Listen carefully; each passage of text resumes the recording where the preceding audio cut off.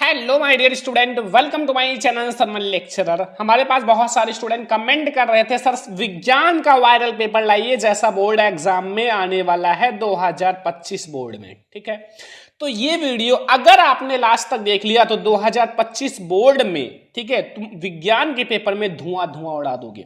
95% आप जरूर लाओगे। ठीक है, एक भी नंबर आप छोड़कर नहीं आओगे, क्योंकि सेम ऐसे आप लोगों का बोर्ड एग्जाम में पेपर आने वाला है। इसमें जितने भी क्वेश्चन है वो सारा आप लोग तैयार कर लीजिए और मैं आप लोगों को सॉल्यूशन के साथ पूरा पेपर समझाने वाला हूं। मैं आपको पीडीएफ भी प्रोवाइड कर दूंगा, बस आप लोग वीडियो को लास्ट तक देखना और जितना क्वेश्चन इस पेपर में बताया जाएगा ना वो सारा तैयार कर लेना, क्योंकि आपका पेपर जो है सेम ऐसे ही आएगा। आप लोग इसमें जितने भी क्वेश्चन है वो सारा तैयार कर लेना अगर साइंस में टॉपर बनना है। ठीक है, अपने आप को टॉपर दिखाना है तो आप लोग ये जरूर तैयार कर लेना, क्योंकि टॉपर ये तैयार ही करके जाएंगे, क्योंकि ये बहुत ज्यादा वायरल पेपर है। ठीक है, 801 ईडी कोड है पेपर का। ठीक है, और हर एक जिले के स्टूडेंट को ये पेपर तैयार कर लेना है। यहाँ अपना क्रमांक डाल देना, यहाँ अपना नाम डाल देना। पेपर में सेम ऐसे ही आप लोगों को रहेगा। और फिर आप लोग देखो, समय 3 घंटे 15 मिनट का रहेगा और आपके पास पूर्णांक रहेगा 70 नंबर का पेपर रहेगा। ठीक है, साइंस का हर एक सब्जेक्ट का 70 नंबर का पेपर रहेगा। तो 70 में कम से कम आपको 68 नंबर करके आना है, तब आपको 65 नंबर मिलेगा। ठीक है, तो 68 नंबर करके आना है और 30 नंबर आपको स्कूल से मिल जाएगा प्रैक्टिकल का, तो आप लोगों का हो जाएगा 95 मार्क्स। ठीक है, तो ध्यान से समझो, लाइक करना, शेयर करना। बस देखो, निर्देश है प्रारंभ के 15 मिनट पर साथी को प्रश्न पत्र पढ़ने के लिए निर्धारित है। सभी को पता है जो पहले के 15 मिनट होते हैं वो प्रश्न पत्र पढ़ने के लिए दिया जाता है। ठीक है, यह प्रश्न पत्र 2 खंड आ तथा बा में विभाजित है। ये जो प्रश्न पत्र है 2 खंड में विभाजित है, आ और बा। खंड आ में जो प्रश्न है वो बहुविकल्पीय है, जिसमें 4 उत्तर विकल्प दिए गए हैं। ठीक है, सही विकल्प चुनकर ओएमआर पत्रक पे उत्तर भरिए। और खंड बा जो है वो वर्णनात्मक प्रश्न है। खंड बा क्या है? वो वर्णनात्मक प्रश्न है। और दूसरा, प्रत्येक खंड जो है 3 उपखंड, प्रत्येक खंड जो है वो 3 उपखंड का खा गा में विभाजित है। ठीक है, जो इसके प्रत्येक खंड है वो 3 उपखंड का खा गा में विभाजित है। और प्रत्येक खंड के सभी प्रश्न एक साथ करना आवश्यक है। प्रत्येक खंड नए पृष्ठ से आरंभ कीजिए। इसमें जो प्रत्येक खंड है वो आपको नए पेज से आरंभ करने हैं। ठीक है, एंड यहाँ प्रश्नों के अंक जो है उनके सम्मुख लिखा गया है। कौन सा प्रश्न 1 मार्क्स का है, कौन सा 5 मार्क्स का है, कौन सा 6 मार्क्स का है, कौन सा 4 मार्क्स का है, ये सब आपका लिखा हुआ है। ठीक है, और कौन से प्रश्न कितने पेज में करने हैं वो भी मैं आपको बताऊंगा। मतलब पूरा साइंस आप लोगों का खत्म हो जाएगा। और यहाँ देखो, आवश्यकता अनुसार अपने उत्तरों की पुष्टि स्वच्छ नामांकित चित्र के द्वारा आपको करना है। तो ये सब आपको कुछ सामान्य निर्देश हैं। अब हम लोग बहुविकल्पीय प्रश्न से शुरुआत करेंगे। खंड आ, खंड आ जो रहेगा वो बहुविकल्पीय प्रश्न रहेगा। इसमें भी आपको उपखंड का शुरू हो रहा है। इसमें पहला प्रश्न है, एक उत्तल दर्पण की फोकस दूरी 10 सेंटीमीटर है, दर्पण की वक्रता त्रिज्या होगी। आप लोगों ने एक फॉर्मूला पढ़ा होगा, F बराबर R/2। पढ़ा है कि नहीं पढ़ा है? जल्दी से बताओ, पढ़ा है ना? अब यहां से अगर R बताया जाए तो R बराबर क्या होगा? 2F। ठीक है, और यहां से हमें क्या ज्ञात करना? R ही ज्ञात करना है। तो 2 इंटू एफ की जो वैल्यू है वो 10 सेंटीमीटर इक्वल टू 20 सेंटीमीटर हो जाएगा हमारा R। तो 10 सेंटीमीटर, 30 सेंटीमीटर, 20 सेंटीमीटर या 40 सेंटीमीटर। तो बच्चों इसका जो हो जाएगा वो कितना होगा? 20 सेंटीमीटर। क्या होगा? 20 सेंटीमीटर करेक्ट है। इसकी जो फोकस दूरी होगी वो आधा होगा और वक्रता त्रिज्या 2F होता है, 2 गुना होता है। ठीक है, वक्रता त्रिज्या हमेशा फोकस दूरी की 2 गुना होता है और फोकस दूरी जो है वो आधी होती है वक्रता त्रिज्या के। एज ए फार्मूला आप देख सकते हो। तो चलो नेक्स्ट ऑब्जेक्टिव देखते हैं। सेकंड नंबर ऑब्जेक्टिव क्वेश्चन है, विद्युत धारा का एसआई मात्रक है। विद्युत धारा का जो एसआई मात्रक है वो क्या है? ये भी एक ही नंबर का ऑब्जेक्टिव है। इसमें एम्पियर है, कूलाम है, वोल्ट मीटर है, ओम है। तो विद्युत धारा का एसआई मात्रक क्या है? तो विद्युत धारा का एसआई मात्रक एम्पियर होता है। क्या होता है? एम्पियर। ठीक है, एम्पियर। तीसरा क्वेश्चन है, एक विद्युत चुंबक का क्रोड बनाने के लिए सबसे उपयुक्त पदार्थ है। ये भी 1 मार्क्स का है। एक विद्युत चुंबक का अगर आपको क्रोड बनाना है तो सबसे अच्छा पदार्थ कौन सा होता है? पीतल, मुलायम लोहा, एल्यूमिनियम, स्टील। तो क्या होता है? तो सबसे अच्छा जो माना जाता है वो माना जाता है मुलायम लोहा। क्या? मुलायम लोहा जो है वो सबसे अच्छा माना जाता है क्रोड बनाने के लिए। ठीक है, नेक्स्ट है 4 नंबर, दो चालक, 2 कंडक्टर हैं, 2 चालक तार जिनके पदार्थ लंबाई तथा व्यास समान है। L जो है वो समान है और इसका व्यास भी समान है। किसी विद्युत परिपथ में पहले श्रेणी क्रम और फिर पार्श्व क्रम का मतलब होता है समांतर क्रम। ठीक है, समांतर क्रम में संयोजित किया जाए तो श्रेणी तथा समांतर क्रम का जो होगा ऊष्माओं का अनुपात होगा। देखो सबसे पहले श्रेणी क्रम है, फिर आपका समांतर क्रम है, ठीक है। तो 1:2 या 2:1, 1:4, 4:1, तो इसका जो होगा वो होगा 1:4। क्या होगा? 1:4, ठीक है। अगला क्वेश्चन है 5 नंबर, यदि किसी वस्तु का एक दर्पण के सामने निकट रखने पर प्रतिबिंब सीधा बने तथा दूर रखने पर प्रतिबिंब उल्टा बने तो वो दर्पण होगा। आप लोगों ने अवतल दर्पण की स्थितियां पढ़ा होगा, उसमें क्या है, लास्ट में जब बहुत नजदीक प्रतिबिंब वस्तु आ जाता है सबसे नजदीक तो सीधा बन जाता है, और जब दूर दूर होता है तो उल्टा बनता है। तो वो हमारा अवतल होगा, समतल, उत्तल या इनमें से कोई नहीं। तो वो जो होगा हमारा वो अवतल दर्पण ही होगा। क्या होगा? अवतल दर्पण, ठीक है। अस्पष्ट दृष्टि की न्यूनतम दूरी कितनी होती है? अस्पष्ट दृष्टि की न्यूनतम दूरी 25 सेंटीमीटर। 25, देखो 25 सेंटीमीटर, एक को चेंज कर लो दोस्त, क्योंकि ये हम कर लेते हैं 100 सेंटीमीटर, ठीक है, क्योंकि दो एक जैसा नहीं। 50 सेंटीमीटर इनमें से कोई नहीं, ये हमारा 100 है, 100 सेंटीमीटर, ठीक है। तो इसमें से जो होगा स्पष्ट दृष्टि की न्यूनतम दूरी जो होती है वो 25 सेंटीमीटर होता है, ठीक है, 25 सेंटीमीटर, ध्यान रखना। नेक्स्ट क्वेश्चन 7 नंबर, विद्युत ऊर्जा का इकाई का मात्रक है वो क्या है? वाट है या किलोवाट घंटा? किलोवाट घंटा प्रति, देखो ध्यान से, वाट है, किलोवाट घंटा या किलोवाट या किलोवाट घंटा प्रति घंटा है, ठीक है। तो इसका जो होगा वो किलोवाट घंटा होगा, प्रति नहीं होगा, ठीक है। हाँ, हाइफन रहेगा। तो ये हमारा 7 क्वेश्चन हो चुका है भाई ऑब्जेक्टिव का, और साथ के साथ तो समझ में आ गया ना। 8वां क्वेश्चन, शुद्ध जल का पीएच वैल्यू होता है, ये 1 मार्क्स का है। शुद्ध जल का पीएच मान क्या होता है? 0 होता है, 7 होता है, 1 होता है, 14 होता है। शुद्ध जल की जो पीएच वैल्यू होती है वो 7 होता है। कितना होता है? 7, याद रखना 7 होता है। 9 नंबर क्वेश्चन है, जल की कठोरता को हटाने के लिए निम्न में से किसका उपयोग किया जाता है? जल की कठोरता को हटाने के लिए धावन सोडा, व्यंजक चूर्ण, baking soda, plaster of Paris. ध्यान रखना, अगर जल की कठोरता को हटाना है, कठोरता, ठीक है, तो हम लोग प्रयोग करेंगे धोने वाले सोडा का, धावन सोडा का, ठीक है। धोने वाला सोडा का मतलब होता है धावन सोडा, ठीक है।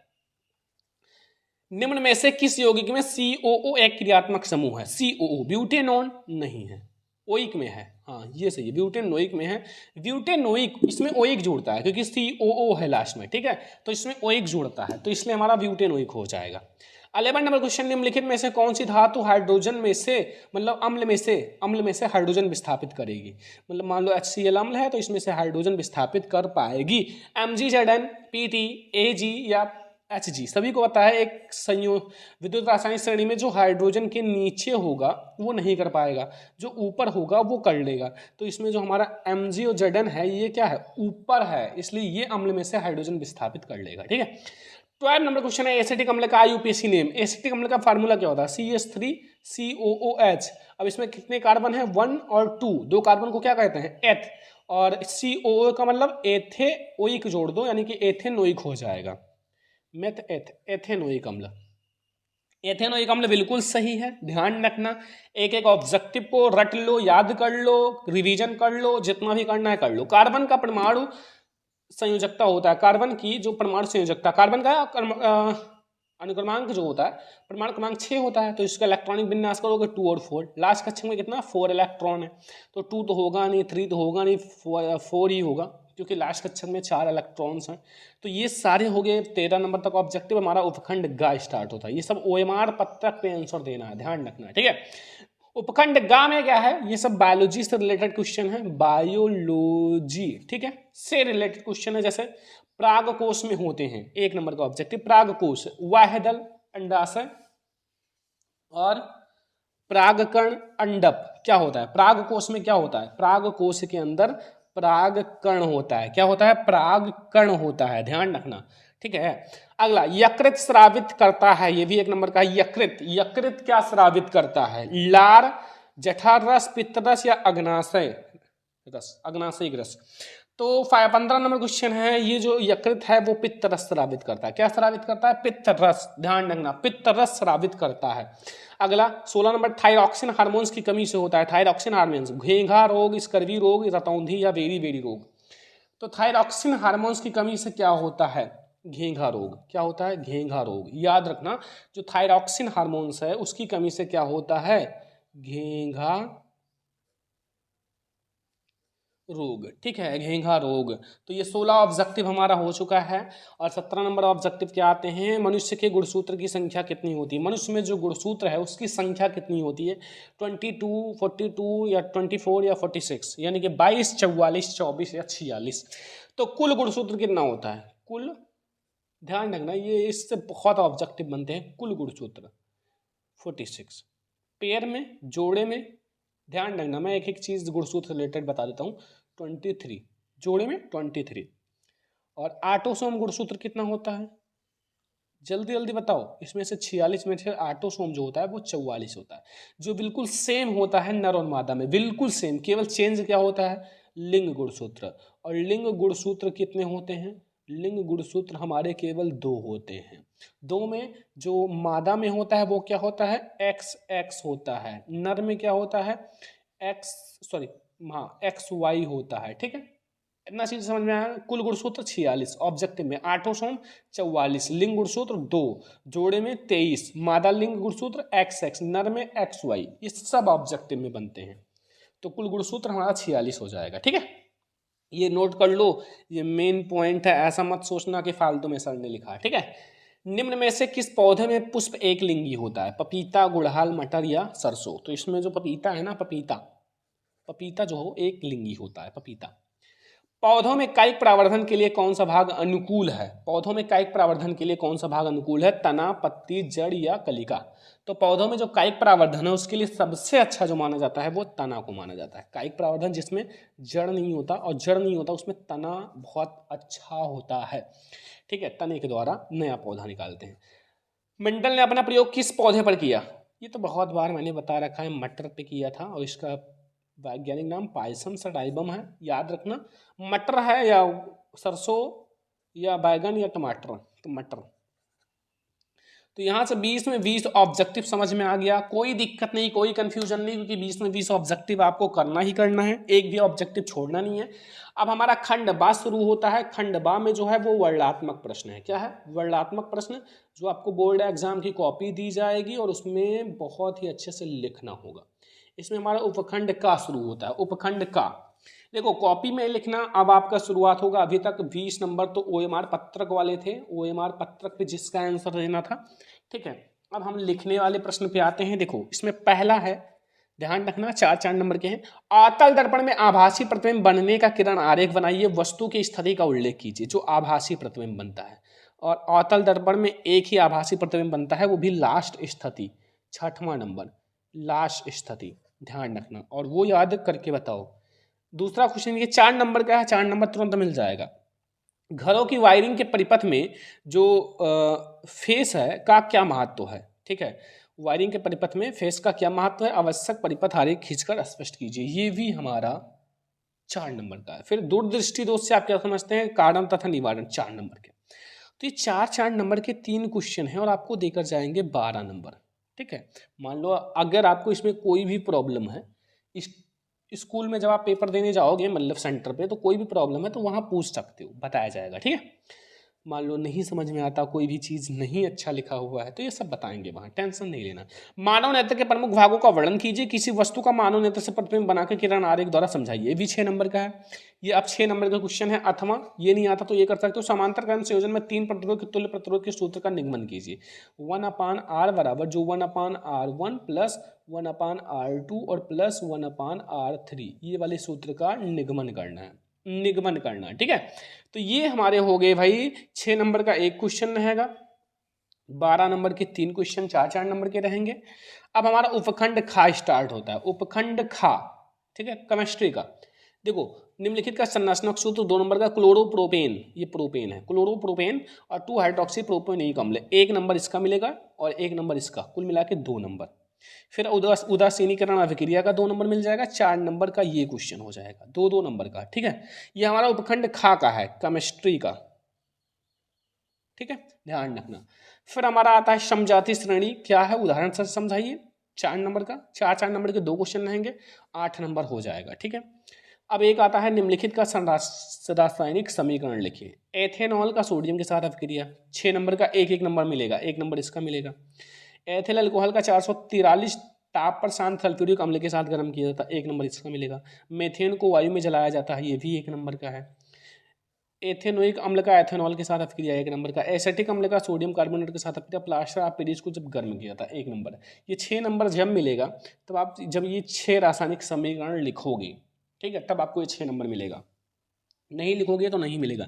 एक अगर छोड़ दिया मान लो तो 1 नंबर कट जाएगा, 2 छोड़ा 2 नंबर, 3 छोड़ा 3 नंबर। अगर नहीं आता तो ऑप्शन है यार ये वाला कर लेना, बट छोड़ना नहीं है, ये वाला 6 नंबर। निम्नलिखित पर टिप्पणी लिखिए, 6 नंबर। ये तो आसान होता है ना, मतलब अगर अभिक्रिया आएगा बोर्ड एग्जाम में ये वाला तो इस टाइप का भी रहेगा टिप्पणी लिखने के लिए, ये भी जरूर ही रहेगा। तो यहाँ देखो, पहला कार्बनिक यौगिकों में प्रतिस्थापन अभिक्रिया 2 नंबर देकर जाएगा ये। फिर सफाई, साबुन की सफाई की प्रक्रिया 2 नंबर और निर्जलीकरण 2 नंबर, ये आपको देकर जाएगा 6 नंबर। मतलब नहीं आता वो तो ये वाला कर लेना, टिप्पणी लिखने के लिए बहुत आसान होता है। तो ये 2 + 2 + 2 आपको हो जाएगा 6 नंबर, ठीक है, समझ में आ गया ना ये चीज। अब हमारा उपखंड गा शुरू होता है। उपखंड गा ये रहेगा बायोलॉजी से, ठीक है, उपखंड गा। देखो 8वां क्वेश्चन, वायवीय तथा अवायवीय श्वसन में क्या अंतर है, 4 नंबर मिलेगा। वायवीय श्वसन जो वायु की उपस्थिति में यानी कि ऑक्सीजन की उपस्थिति में होता है, और अवायवीय का मतलब होता है जो ऑक्सीजन की उपस्थिति में नहीं होता है, वायु की उपस्थिति में नहीं होता है। वायवीय को हम ऑक्सी भी कहते हैं और अवायवीय को हम लोग अनॉक्सी भी कहते हैं, ये सब ध्यान रखना। ऑक्सी का मतलब ऑक्सीजन, अनऑक्सी का मतलब ना ऑक्सीजन, ठीक है। तो ये हमारा 4 नंबर का क्वेश्चन है माय डियर स्टूडेंट, और ये सारा तैयार कर लो, पीडीएफ में आपको प्रोवाइड कर दूंगा, उसका टेंशन मत लो। गर्भ निरोध की विधियां कौन सी हैं ये भी आपको बताना है। गर्भ को रोकने की विधियां कौन कौन सी हैं, ठीक है, सब कुछ पढ़ो अच्छे से, शर्मा के मत पढ़ो, इसमें बहुत सारी चीज़ें ऐसी हैं जिसमें शर्म भी लगेंगे, बट कोई टेंशन नहीं, लिखना आपको है। नर जनन तंत्र का स्वच्छ नामांकित चित्र बनाकर आपको अच्छे से समझाना है। नर जनन तंत्र, मादा जनन तंत्र, ये 2 जनन तंत्र होते हैं, सभी को पता है, नर और मादा का। तो नर का नर मतलब नर और मादा दोनों तैयार कर लेना, ठीक है बच्चों, और दोनों में से कोई एक आएगा लिख देना। ऐसा नहीं है कि आप एक ही तैयार करो, हो सकता है मादा आ जाए तो ऐसा थोड़ी है, ठीक है। और 11 नंबर क्वेश्चन है, उत्सर्जन तंत्र से आप क्या समझते हो। जो उत्सर्जन तंत्र होता है, देखो पाचन तंत्र भी इंपॉर्टेंट है, उत्सर्जन तंत्र भी इंपॉर्टेंट है। मनुष्य के उत्सर्जी अंग लिखिए, जितने भी उत्सर्जी वृक्क हैं, किडनी है, सब लिख दो भैया उत्सर्जी अंग जो भी हैं मनुष्य के, वो उत्सर्जी अंग भी लिखना है। और संरचना जो वृक्क होता है, वृक्क यानी कि किडनी का आप लोग संरचना कार्यविधि भी लिखिए, संरचना भी बनाइए कैसे होता है, ठीक है, और कार्य विधि भी लिखिए। तो ये सब आपको करना है 6 नंबर के लिए, 6 मार्क्स के लिए। नहीं आता अथवा भी लगा हुआ है, मेंडल के द्विव संकर संकरण क्रॉस क्या होता है, उदाहरण सही समझाइए, ये भी आपका 6 नंबर का। तो यहां से आप लोगों का पूरा जो है मतलब साइंस का पेपर पूरा मैंने आप लोगों को समझा दिया, ठीक है। अब इसमें आप लोगों को कोई दिक्कत नहीं होगा, क्योंकि मैंने आपको एक एक चीज़ बहुत अच्छे से समझाया है, ऑब्जेक्टिव भी समझा दिया, कैसा पेपर आएगा, हर एक क्वेश्चन भी समझा दिया है। और आई होप आपको ये वीडियो बहुत बहुत बहुत पसंद आया होगा, क्योंकि मैंने आपको पूरा साइंस का पेपर समझा दिया है, ठीक है। और ये विज्ञान का एक वायरल पेपर है, और ऐसे और भी सब्जेक्ट का पेपर दिया जाएगा, बट आप लोग इस वीडियो को ज़्यादा से ज़्यादा लाइक करो, शेयर करो और सब्सक्राइब भी करो चैनल को, ज़्यादा से ज़्यादा अपने फ्रेंड्स के साथ शेयर करो। और आपकी क्लासेस बहुत ही तेज़ी से स्टार्ट होने वाला है, अभी थोड़ा सा प्रॉब्लम हमारे घर पे है, तो इसलिए क्लासेस थोड़ा सा नहीं आ पा रहा है। तो आप लोग धड़ाधड़ लाइक करो, शेयर करो और सब्सक्राइब करो, फिर मैं आप लोगों को क्लासेस तो सब कुछ प्रोवाइड करूँगा, सब कुछ फ्री में आने वाला है। क्रैश कोर्स भी आप लोगों को फ्री में दिया जाएगा, जितने भी नोट्स वगैरह हैं सब फ्री में दिया जाएगा, ठीक है। तो इस वीडियो को लाइक शेयर एंड सब्सक्राइब कर देना। चलो हम लोग मिलते हैं नेक्स्ट इंपॉर्टेंट वीडियो में, तब तक के लिए जय हिंद।